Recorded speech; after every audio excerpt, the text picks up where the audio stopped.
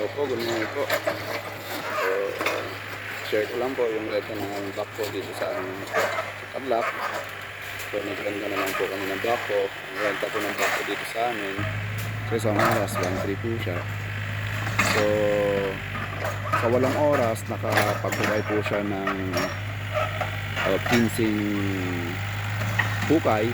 Kasama na po dyan yung dadaanan ng wall footing po natin. So sa 15 na hukay po, naka 2 metro po yung lalim nun.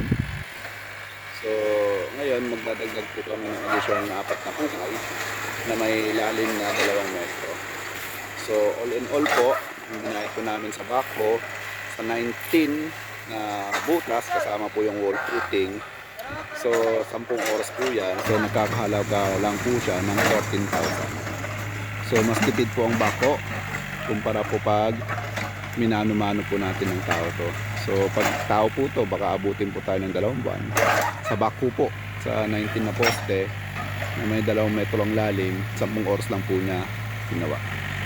So ganun po kabilis. May 2 metro po yung lalim niya.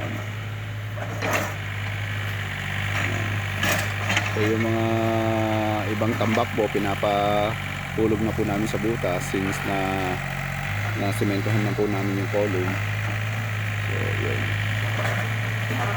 So 4 pa po yung bubutasan niya. So sa 4 na butas, ang estimate po namin dyan baka 2 oras po aabutin niya. Na may lalim po na 2 metro po siya. So pinapatag lang po niya yung mga tambak, binababa lang po niya bago po niya hukayin.